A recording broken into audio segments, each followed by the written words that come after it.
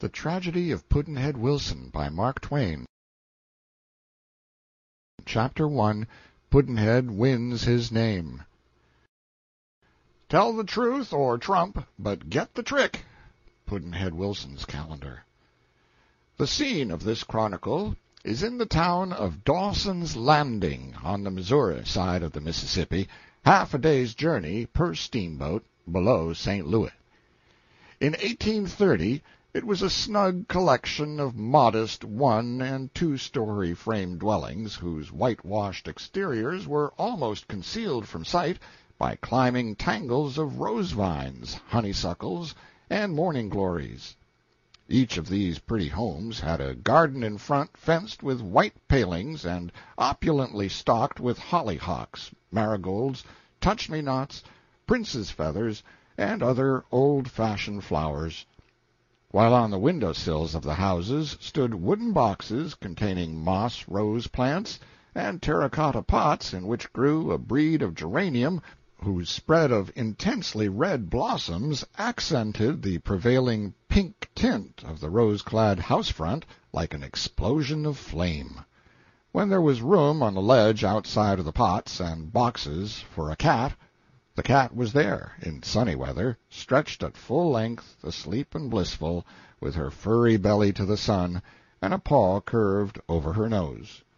Then that house was complete, and its contentment and peace were made manifest to the world by this symbol whose testimony is infallible.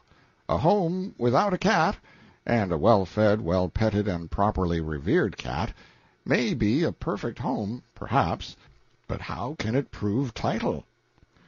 All along the streets on both sides, at the outer edge of the brick sidewalks, stood locust trees with trunks protected by wooden boxing, and these furnished shade for summer and a sweet fragrancer in spring when the clusters of buds came forth.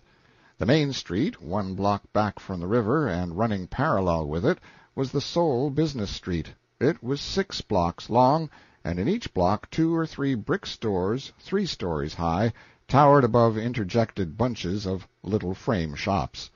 Swinging signs creaked in the wind the street's whole length.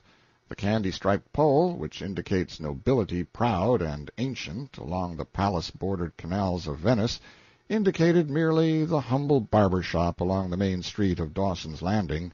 On a chief corner stood a lofty, unpainted pole wreathed from top to bottom with tin pots and pans and cups.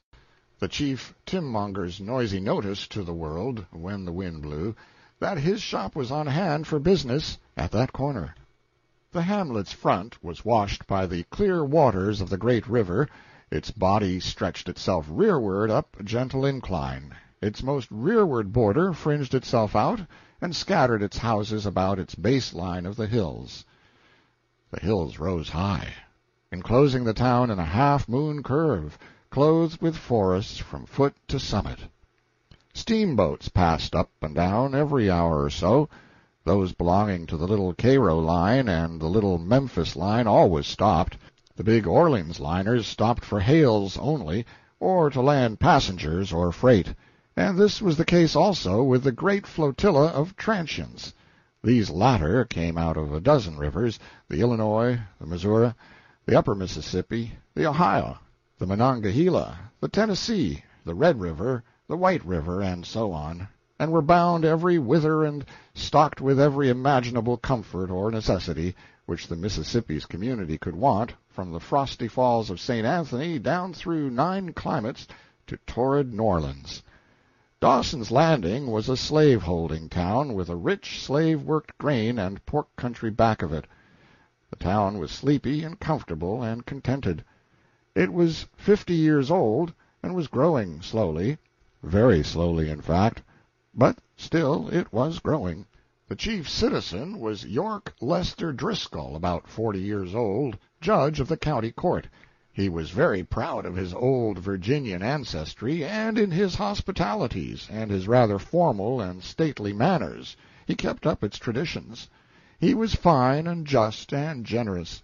To be a gentleman without stain or blemish, was his only religion, and to it he was always faithful. He was respected, esteemed, and beloved by all of the community. He was well off, and was gradually adding to his store. He and his wife were very nearly happy, but not quite, for they had no children. The longing for the treasure of a child had grown stronger and stronger as the years slipped away, but the blessing never came, and was never to come. With this pair lived the judge's widowed sister, Mrs. Rachel Pratt, and she also was childless and sorrowful for that reason, and not to be comforted. The women were good and commonplace people, and did their duty, and had their reward in clear consciences and the community's approbation. They were Presbyterians. The judge was a freethinker. Pembroke Howard, lawyer and bachelor, aged almost 40, was another old Virginian grandee with proved descent from the first families. He was a fine, majestic creature, a gentleman according to the nicest requirements of the Virginia rule, a devoted Presbyterian, an authority on the code, and a man always courteously ready to stand up before you in the field if any act or word of his had seemed doubtful or suspicious to you, and explain it with any weapon you might prefer, from brattles to artillery. He was very popular with the people, and was the judge's dearest friend. Then there was Colonel Cecil Burleigh Essex, another FFV of formidable caliber. However, with him we have no concern. Percy Northumberland Driscoll, brother to the judge, and younger than he by 5 years, was a married man, and had had children around his hearthstone, but they were attacked in detail by measles, croup, and scarlet fever, and this had given the doctor a chance with his effective antediluvian methods, so the cradles were empty. He was a prosperous man, with a good head for speculations, and his fortune was growing. On the 1st of February, 1830, 2 boy babes were born in his house, one to him, and one to one of his slave girls, Roxana by name. Roxana was 20 years old. She was up and around the same day with her hands full, for she was tending both babes. Mrs. Percy Driscoll died within the week. Roxy remained in charge of the children. She had had her own way, for Mr. Driscoll soon absorbed himself in his speculations and left her to her own devices. In that same month of February, Dawson's Landing gained a new citizen. This was Mr. David Wilson, a young fellow of Scotch parentage. He had wandered to this remote region from his birthplace in the interior of the state of New York to seek his fortune. He was 25 years old, college-bred, and had finished a post-college course in an Eastern law school a couple of years before. He was a homely, freckled, sandy-haired young fellow with an intelligent blue eye that had frankness and comradeship in it, and a covert twinkle of a pleasant sort. But for an unfortunate remark of his, he would no doubt have entered at once upon a successful career at Dawson's Landing. But he made his fatal remark the first day he spent in the village, and it gauged him.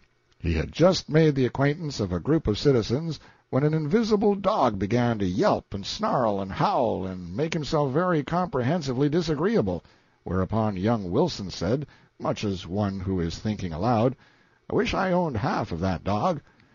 "Why?" somebody asked. "Because I would kill my half."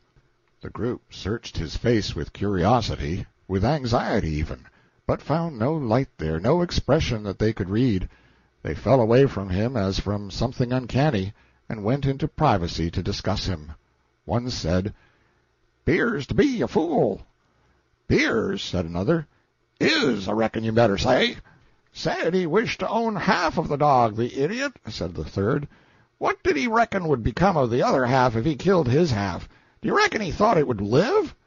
"Why, he must have thought it, unless he is the downrightest fool in the world, because if he hadn't thought it, he would have wanted to own the whole dog, knowing that if he killed his half, the other half died. He would be responsible for that half just the same as if he'd killed that half instead of his own. Don't it look that way to you, gents?" "Yes, it does. If he owned one half of the general dog, it would be so. If he owned one end of the dog and another person owned the other end, it would be so, just the same, particularly in the first case, because if you kill one half of a general dog, there ain't any man that can tell whose half it was. But if he owned one end of the dog, maybe he could kill his end of it and—" "No, He couldn't either. He couldn't and not be responsible if the other end died, which it would. In my opinion, that man ain't in his right mind.